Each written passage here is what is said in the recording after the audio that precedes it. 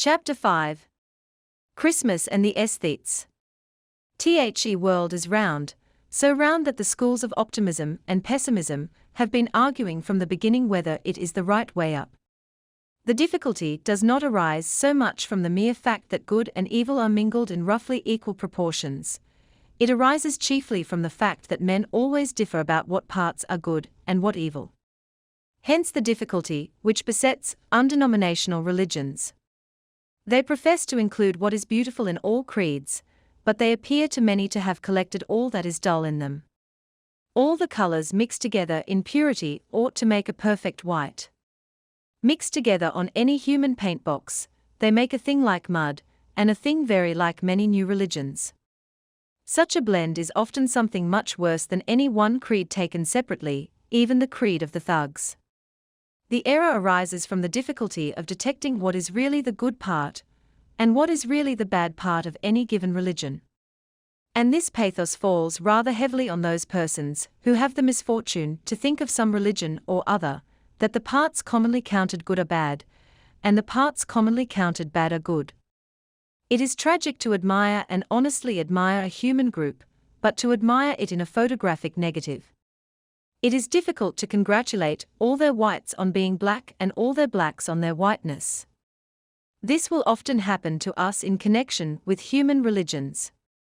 Take two institutions which bear witness to the religious energy of the 19th century. Take the Salvation Army and the philosophy of Auguste Comte. The usual verdict of educated people on the Salvation Army is expressed in some such words as these: I have no doubt they do a great deal of good, but they do it in a vulgar and profane style. Their aims are excellent, but their methods are wrong. To me, unfortunately, the precise reverse of this appears to be the truth. I do not know whether the aims of the Salvation Army are excellent, but I am quite sure their methods are admirable. Their methods are the methods of all intense and hearty religions. They are popular like all religion, military like all religion, public and sensational like all religion. They are not reverent any more than Roman Catholics are reverent, for reverence in the sad and delicate meaning of the term reverence is a thing only possible to infidels. That beautiful twilight you will find in Euripides, in Renard, in Matthew Arnold, but in men who believe you will not find it, you will find only laughter and war. A man cannot pay that kind of reverence to truth solid as marble, they can only be reverent towards a beautiful lie. And the Salvation Army, though their voice has broken out in a mean environment and an ugly shape, are really the old voice of glad and angry faith, hot as the riots of Dionysus, wild as the gargoyles of Catholicism, not to be mistaken for philosophy. Professor Huxley, in one of his clever phrases, called the Salvation Army Corybantic Christianity. Huxley was the last and noblest of those Stoics who have never understood the cross. If he had understood Christianity, he would have known that there never has been, and never can be, any Christianity that is not corybantic.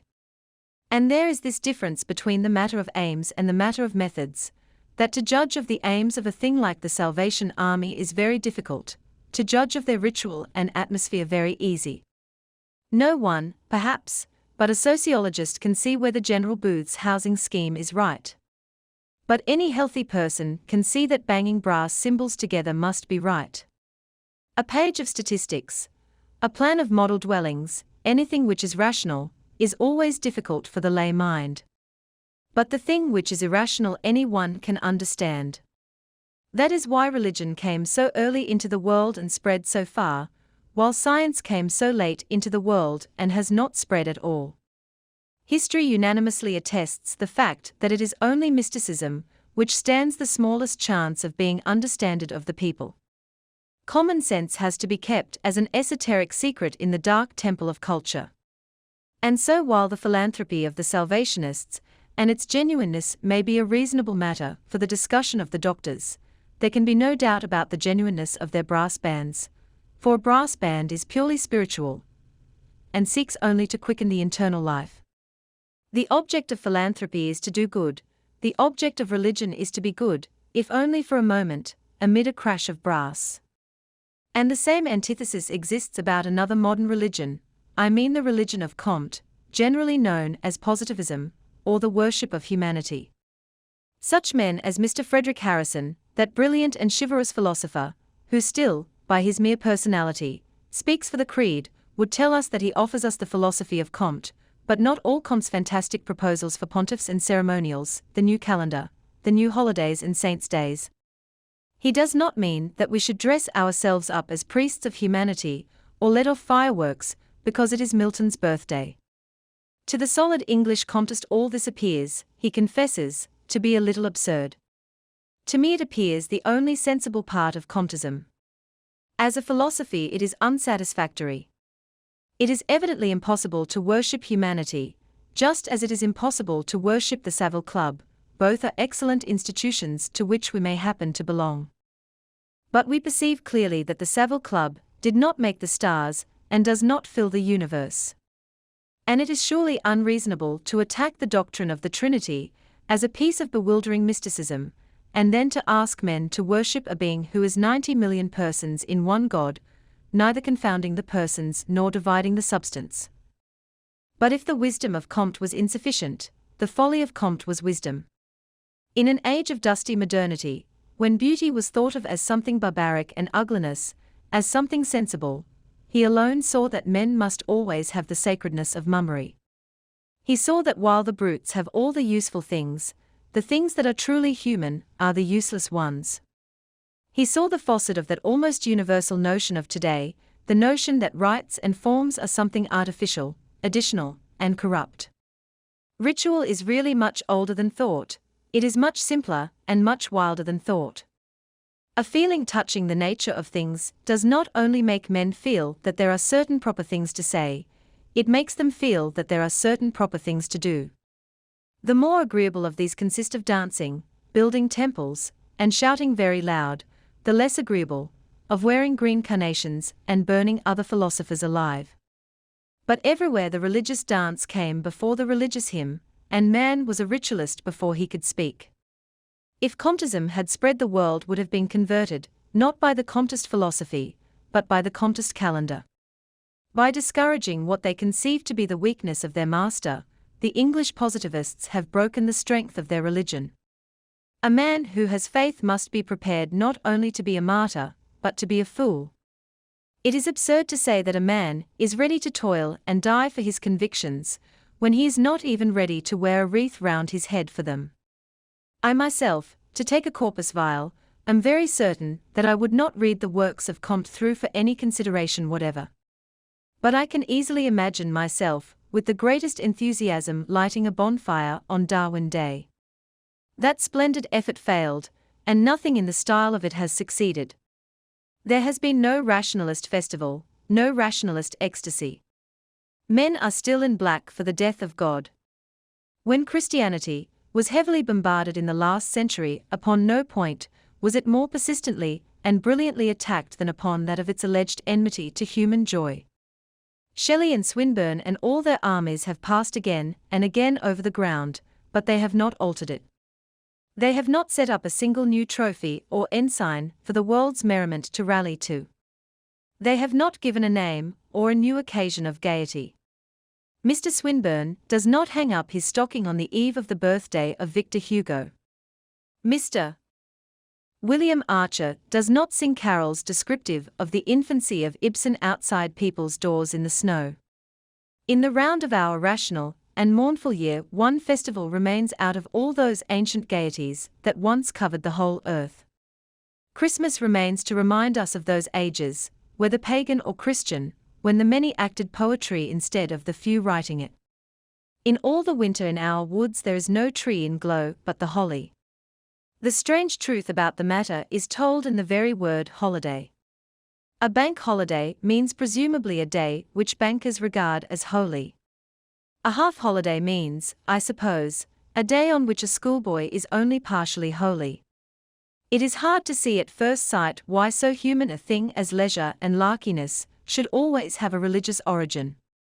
Rationally, there appears no reason why we should not sing and give each other presents in honor of anything, the birth of Michelangelo, or the opening of Euston Station.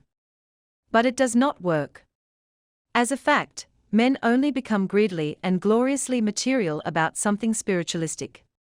Take away the Nicene Creed and similar things, and you do some strange wrong to the sellers of sausages. Take away the strange beauty of the saints, and what has remained to us is the far stranger ugliness of Wandsworth. Take away the supernatural, and what remains is the unnatural. And now I have to touch upon a very sad matter. There are in the modern world an admirable class of persons who really make protest on behalf of that antiqua pulchritudo of which Augustine spoke, who do long for the old feasts and formalities of the childhood of the world. William Morris and his followers showed how much brighter were the dark ages than the age of Manchester. Mr. W. B. Yeats frames his steps in prehistoric dances, but no man knows and joins his voice to forgotten choruses that no one but he can hear. Mr. George Moore collects every fragment of Irish paganism that the forgetfulness of the Catholic Church has left, or possibly her wisdom preserved. There are innumerable persons with eyeglasses and green garments who pray for the return of the Maypole or the Olympian Games. But there is about these people a haunting and alarming something which suggests that it is just possible that they do not keep Christmas. It is painful to regard human nature in such a light, but it seems somehow possible that Mr. George Moore does not wave his spoon and shout when the pudding is set alight. It is even possible that Mr. W. B. Yeats never pulls crackers. If so, where is the sense of all their dreams of festive traditions? Here is a solid and ancient festive tradition still plying a roaring trade in the streets, and they think it vulgar. If this is so, let them be very certain of this, that they are the kind of people who in the time of the Maypole would have thought the Maypole vulgar, who in the time of the Canterbury Pilgrimage would have thought the Canterbury Pilgrimage vulgar, who in the time of the Olympian Games would have thought the Olympian Games vulgar. Nor can there be any reasonable doubt that they were vulgar. Let no man deceive himself, if by vulgarity we mean coarseness of speech, rowdiness of behavior, gossip, horseplay, and some heavy drinking. Vulgarity there always was wherever there was joy, wherever there was faith in the gods. Wherever you have belief you will have hilarity, wherever you have hilarity you will have some dangers. And as creed and mythology produce this gross and vigorous life, so in its turn this gross and vigorous life will always produce creed and mythology. If we ever get the English back onto the English land, they will become again a religious people, if all goes well, a superstitious people. The absence from modern life of both the higher and lower forms of faith is largely due to a divorce from nature and the trees and clouds. If we have no more turnip ghosts, it is chiefly from the lack of turnips.